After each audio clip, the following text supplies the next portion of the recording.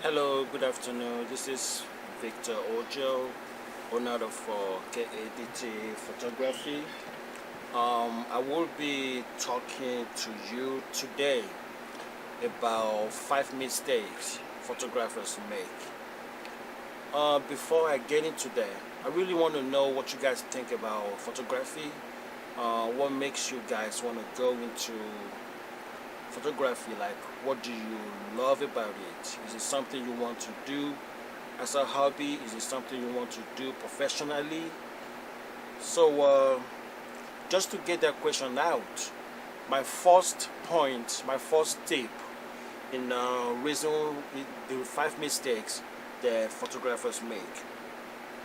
Um, Mainly it is for first-time photographers, newbies, just got out of maybe high school, doing classes in photography, and the first time you step into that field, the mistake that a lot of people do is this: you center everything in your image. In one part, that is good, but it should not be everything that you want to do. You don't want to keep, you, you don't want to center everything in your image. Try to, try to expand your image. Let people see what you're focusing on and let them see other things around your image. So, like when you keep your subject into one spot, it's gonna be hard for viewers to see what's going on. It's going to be hard for them. So you want to keep your subject kind of, not not too centered. You want to follow the third rule. The point like there. You want to follow those. You don't want to keep your image in one in the middle all the time. Another mistake is that you take the attention away from the main focus.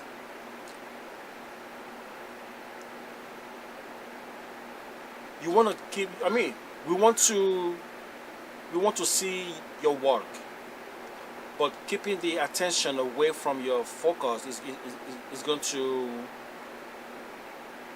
mess your work up. When I say say that, viewers want to see what you are focusing on, but when we it's like there's too much going on in your image. The question we will ask ourselves is, what is your main focus? We want to know what your main focus is, but when you take the attention away from the viewers, they will lose interest viewing your images. So you want to correct that by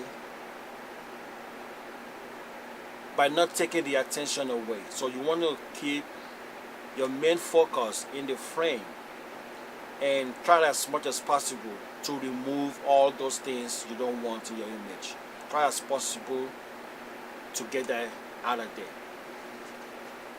Another thing is, this is when I would talk about cropping. Not too much, but when you cut things off at the edge of your frame, I would not want to look at the image, because let's say, for example, you are showing a full body of a model. You want to show the head, you want to show the arm, you want to show the leg, every part of the body. You don't want to cut the limb out. You don't want to cut the part of the head out. You don't want to do that. You want to put everything in the frame. I mean, I will understand if you are shooting, let's say, from the head to the waist or from the head to the chest area. I will understand that. But if you say you want to shoot a full body of a person, include everything in the frame. Don't. What I will say is this: do not crop the head of the individual you are shooting. Do not cut their head, because if you cut their head, and I mean they say that, like, they pay you this much money to take their photo, and you crop their head out, you are looking for trouble. You are looking for trouble, my friend. So you want to take as much time, edit your photos, try not to crop anything out, or keep your setting to the point where all the parts of the body is put together in the frame, you know, and like at least leave some space so your image is equipped in your in the frame. If you understand what I'm trying to say, that's good. Another mistake is that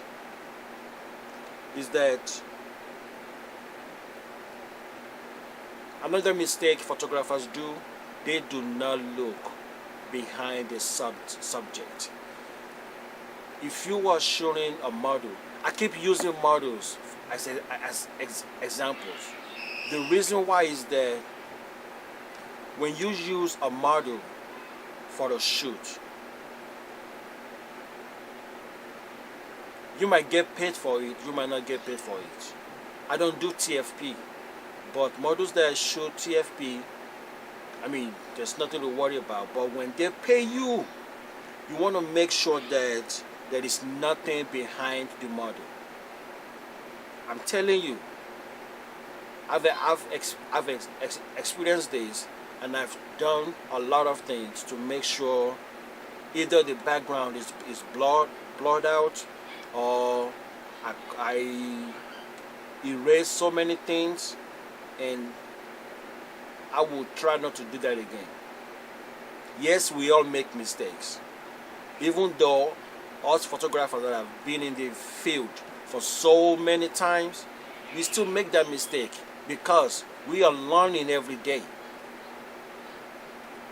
So what I would say is, look behind your model or your client before you start shooting.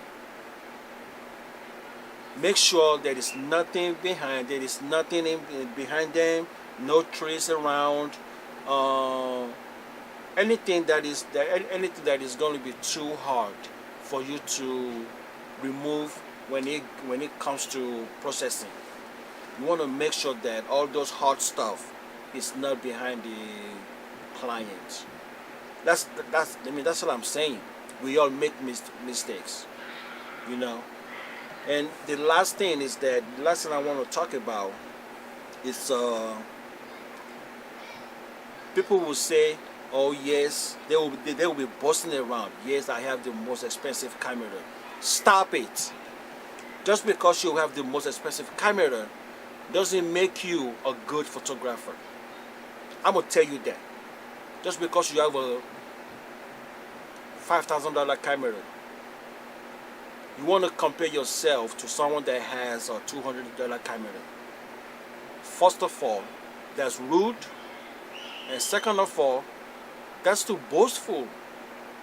You gotta stop that, because the person that has the $200 camera, the image in their camera might be better than yours that have the $5,000 camera.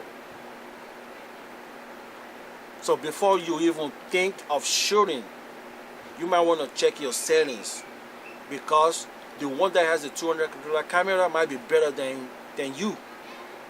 You don't know that. So what you want to do is that, you don't want to think because you have the most expensive camera, is enough. It's not enough. What is enough is that you know what you are doing and you know what your setting is. I mean, you want to shoot at the lowest ISO that people talk about, but you want to make sure that you have the best setting for your image to come out good. I'm just gonna leave it right here. I'm just gonna leave it right here. I mean, I'm looking down. This is my cell phone right here. It helps me to talk about all those 5 mistakes photographers make. So we're gonna go back to the centering everything in your images, taking attention away from the main focus, cutting things off at the edge of the frame, not looking behind your subject. And the last thing, thinking that having the most expensive camera is enough. That is not enough.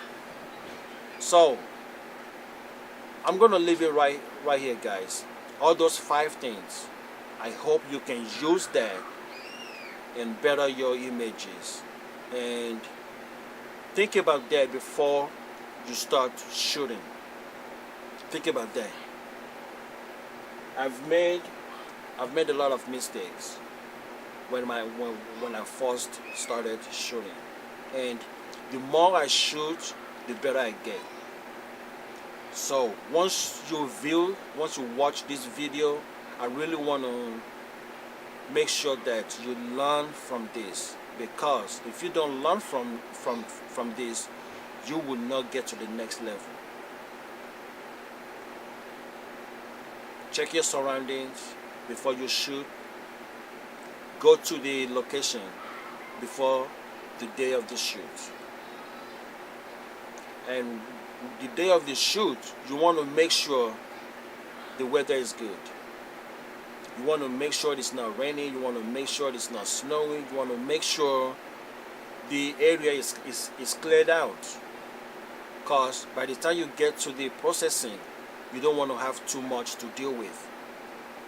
I will leave that here and let you think about what you're doing wrong and what you're doing right as a photographer. So stay blessed, stay safe, and get your money.